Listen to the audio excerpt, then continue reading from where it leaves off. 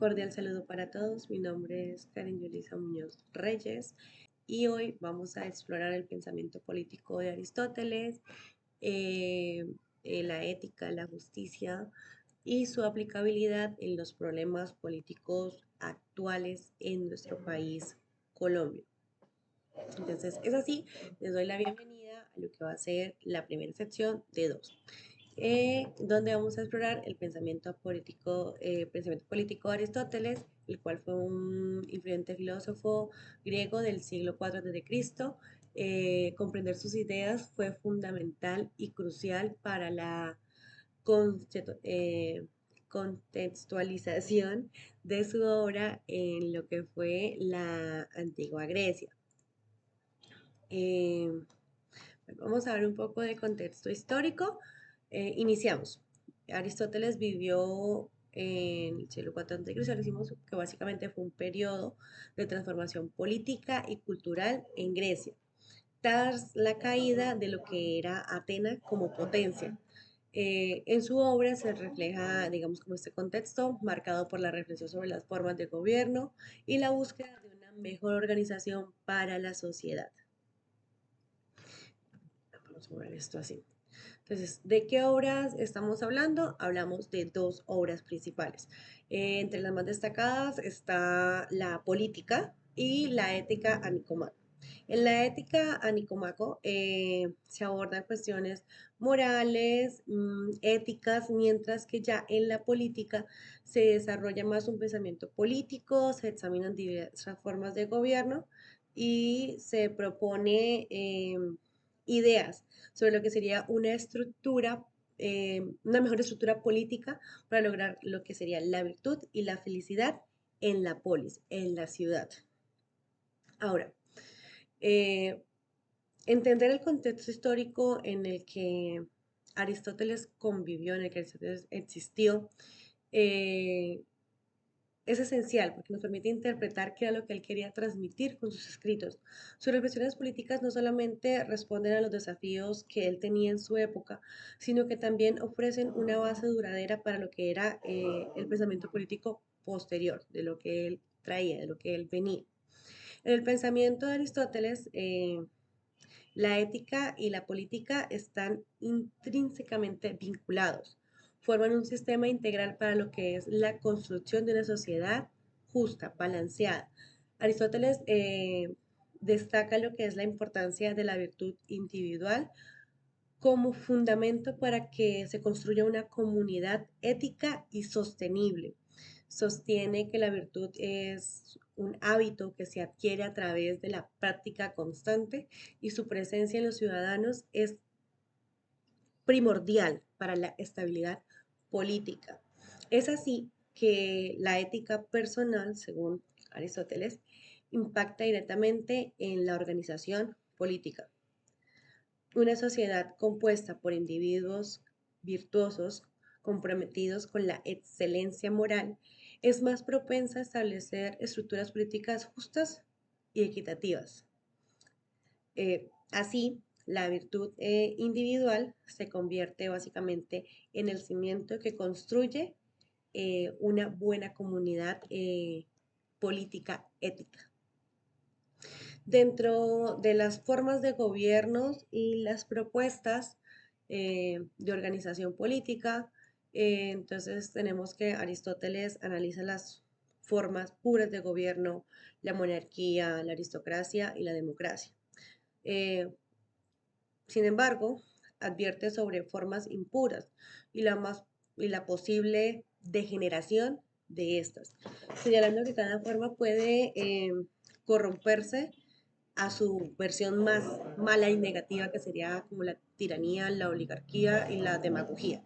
Introduce el concepto de polis como la unidad política ideal, una ciudad, estado donde la comunidad comparte con un propósito en común y busca convivir bien, un bien común. Para hablar del concepto de corrupción en la antigua Grecia, tenemos que referirnos a cuál es el estado de las cosas ideales que es susceptible a corromperse para que la sociedad ateniense, hablamos de Aristóteles, a luz del pensamiento aristotélico, Eh, bueno, entonces, en este sentido, es ideal que como ente organizado, social y políticamente, ha de estar edificada sobre las bases de una filosofía política íntimamente ligada a lo que sería la ética. Aristóteles fue testigo de la decadencia de la polis, de su degradación, y su pensamiento político y filosófico básicamente responde a la necesidad de refundar la ciudad del Estado a partir de un concepto de justicia que resume en gran parte su intento de recuperar el sentido de la vida que se establece desde mi relación con el otro, con la otra persona, de compartir. Entonces, el primer interrogante es el de qué trata o sea, el bien del hombre, a partir de en qué consiste el bien común o el bien general y en qué consiste la justicia. Entonces, es básicamente aquí donde en este punto de la justicia obra como guía, ordena y da claridad entre las virtudes y los respectivos oficios.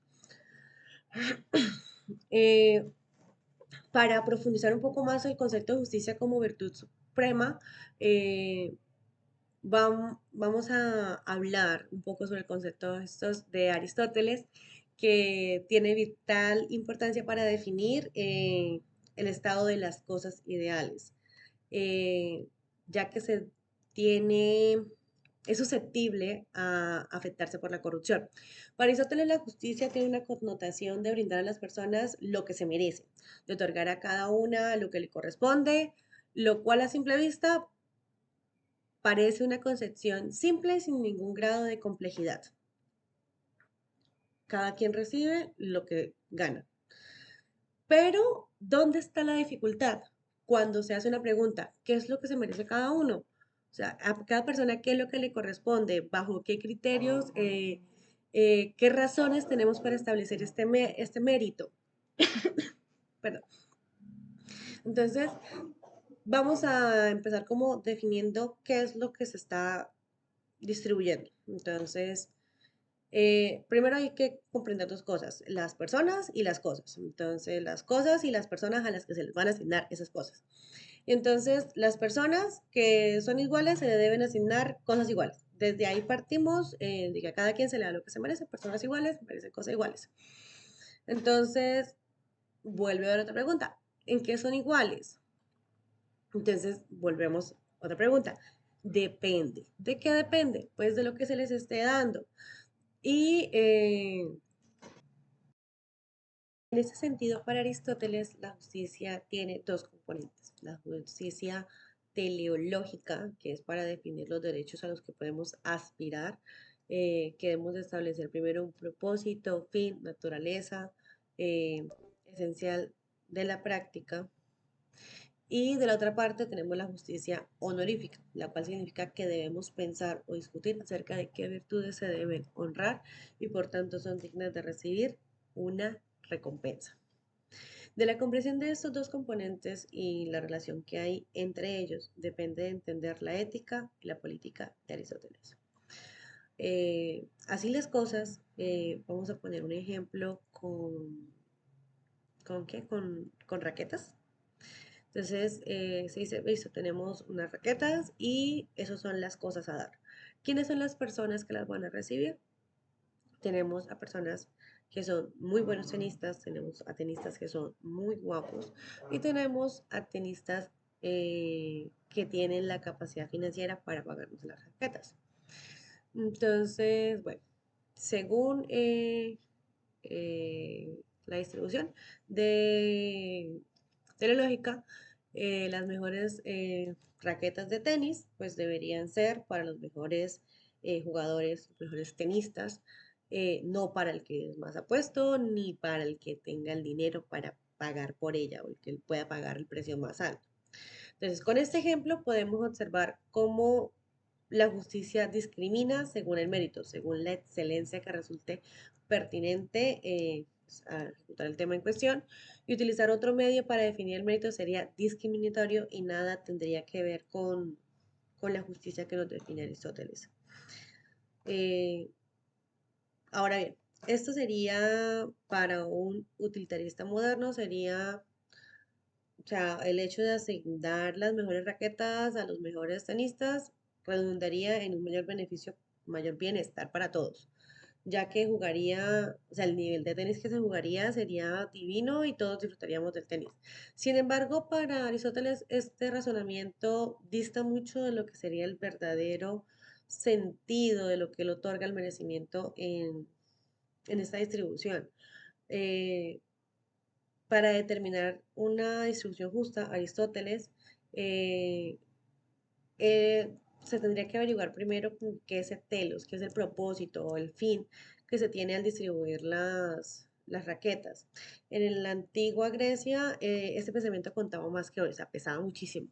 Entonces pensaba que, por ejemplo, el fuego se iba hacia el cielo porque allá pertenecía y que las piedras se caían a la tierra porque querían volver a donde pertenecían. Entonces se veía que la naturaleza tenía un significado pesado, o sea, era un orden cargadísimo y entender la naturaleza era encontrar nuestro lugar a él, captar nuestro propósito dentro del todo. Entonces era el significado de lo que él llamaba esencial. Entonces, extrapolando el pensamiento teleológico de Aristóteles en el ámbito político, entonces podemos ver que la justicia distributiva no se refería sobre todo al dinero, sino más bien como a los cargos y a los honores. Entonces, como que, ¿quién tiene el derecho de mandar?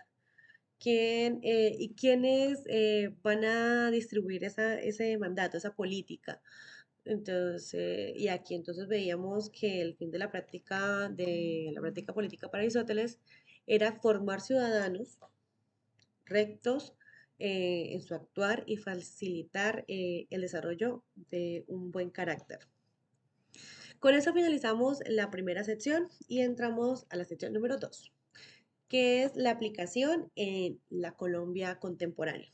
Entonces, primero vamos a indagar sobre el problema político. Entonces, en el contexto colombiano, en nuestro país, el problema político que mayor relevancia tiene es la persistencia de la corrupción en diferentes instancias gubernamentales.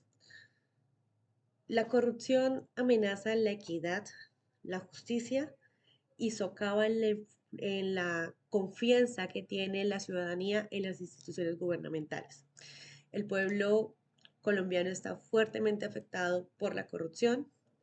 Se trata de un problema que trae consecuencias económicas, políticas y además sociales. Entonces, teniendo en cuenta todo el panorama, tanto social como cultural, por el que actualmente se atraviesa Colombia, es complejo interpelar el status quo desde la comprensión de la realidad sociopolítica.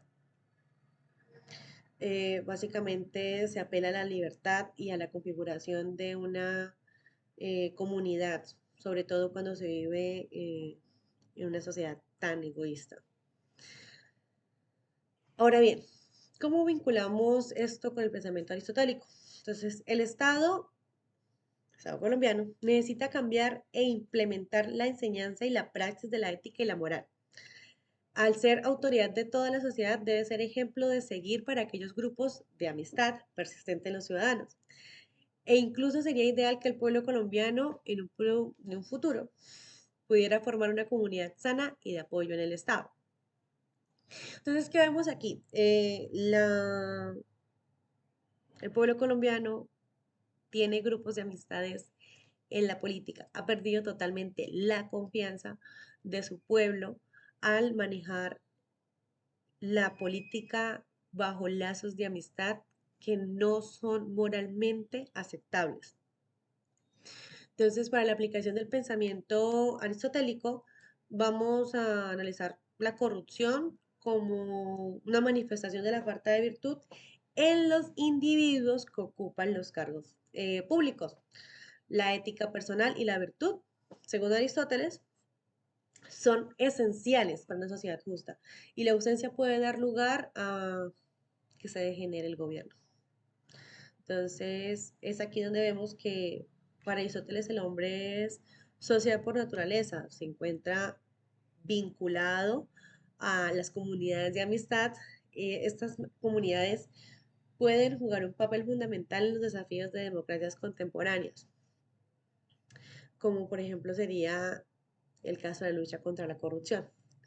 Dentro de estas comunidades se puede dar el apoyo mutuo, la cooperatividad y también una especie de asociación en la cual se buscan los propósitos, los intereses que tengan en común y donde se propicia una vida agradable. Eh, es así que la comunidad de amistad podría tener un ambiente adecuado para enfrentar retos de la política actual, donde gran parte de los individuos que conforman tengan en cuenta el bien común. Eh, Básicamente buscamos es una armonía y tener el bien y buscar el mayor bienestar para la comunidad. Para abordar el tema de la corrupción, podríamos empezar por buscar fortalecer la educación ética desde las etapas iniciales de la formación ciudadana, ¿sí? Desde los colegios, promoviendo una virtud individual. Entonces, también se deben implementar mecanismos de transparencia y rendición de cuentas, ayudar a prevenir la corrupción y restaurar las confianzas en las instituciones, aprovechando el boom de la tecnología, donde se brinda mayor transparencia a todo el tema de la información. Eh, Colombia necesita la unión, Colombia necesita que el pueblo se una y denuncie lo que podemos llamar el régimen actual. Eh, pues es la usurpación de lo que sería el propósito de la política que se volvió un negocio. El rango por excelencia de la política es el negocio de la complicidad y el silencio. Eso es lo que vemos actualmente y en el que todos están involucrados. Eh, Todo el mundo se mueve por debajo de la mesa, todo el mundo trabaja en las sombras, los políticos, los partidos, la prensa, los líderes económicos, los magistrados, los jueces, todos los entes están unidos, pero sin tener en cuenta esa virtud. Es aquí donde es pertinente que todos los ciudadanos tomen conciencia de que la corrupción es un problema que nos afecta a todos y de las grandes consecuencias que trae a nivel económico, político y social. Además, también se debe indagar, cuestionar sobre soluciones a este problema. Somos un país que está totalmente dañado política y socialmente, pero que aún guarda la esperanza de formar una sociedad ideal, centrada en la empatía y la unión, en la que se creen comunidades de amistad efectivas para poder abordar estos problemas tan complejos. Formar individuos empáticos es fundamental para mejorar la sociedad, aunque la tecnología puede unir a personas. La verdadera renovación social requiere la cooperación de todos, destacando la importancia de las comunidades de amistad, la búsqueda del bien común alineada con la justicia que se vuelve esencial para vivir y prosperar como polis.